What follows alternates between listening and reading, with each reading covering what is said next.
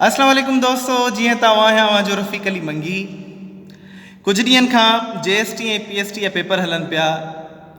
तव्हांखे ख़बर आहे त उन में केतिरा दोस्त पास थिया आहिनि ऐं केतिरा फेल थिया आहिनि ऐं छा छा हले पियो, कहिड़ियूं कहिड़ियूं ॻाल्हियूं थियनि पियूं, सभिनी दोस्तनि खे ख़बर आहे। त मुंहिंजनि कुझु दोस्तनि मूंखे फरमाइश कई त इन ते हिकिड़ो फ़नी गानो थियणु घुरिजे। सो उन्हनि दोस्तनि जी फरमाइश खे मद्देनज़र रखंदे हिकिड़ो फ़नी गानो, ऐं मां इहो बि चवंदो पियो हलां त जेकॾहिं किन दोस्तनि जी दिलि आज़ारी थिए या उन्हनि खे पसंदि न अचे या कुझु बि अहिड़ी शइ थिए त उन्हनि खां पहिरियों ई माज़रत, ऐं जिन दोस्तनि खे पसंदि अचे त इहो लाइक ऐं शेयर ज़रूरु कंदा। पेशगत मत आहे गानो।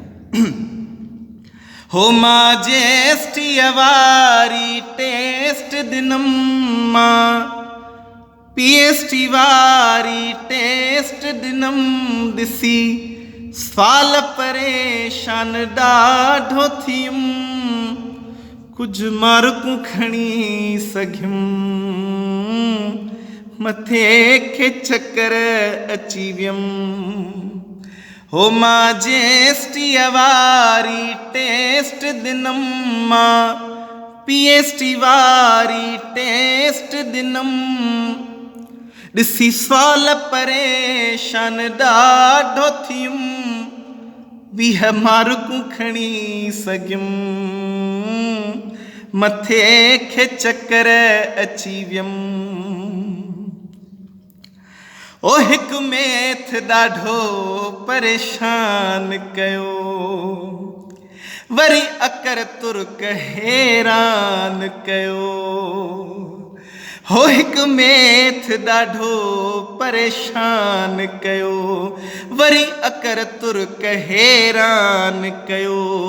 इंग्लिश बि ॾाढी ॾुखी आई हुई ऐं साइंस सम्झ में कोन आई हुई। 3 सुवाल कंप्यूटर जा बि कयमि, मथे खे चकर अची वियुमि। मां JST वारी टेस्ट दिनम मां PST वारी टेस्ट दिनम ॾिसी सवाल परेशान ॾाढो थियुमि, 20 मार्कूं खणी सघियुमि, मथे खे चकर अची वियुमि। हो जॾहिं संगत सॼीअ खां मूं मार्कूं पुछमि, हो उछगारू ॾेई बसि रोई ॾिननि। हो जॾहिं संगत सॼीअ खां मूं मार्कूं पुछमि, उछगारू ॾेई बसि रोई ॾिननि। चवनि पिया टेस्ट ॾुखी ॾाढी आई हुई, IBS सखर वारनि कई जुठ सवाई हुई। थधा साह पिया सुॾका भरनि, मथे खे चकर अची वियनि। ओ मां JST वारी टेस्ट दिनम।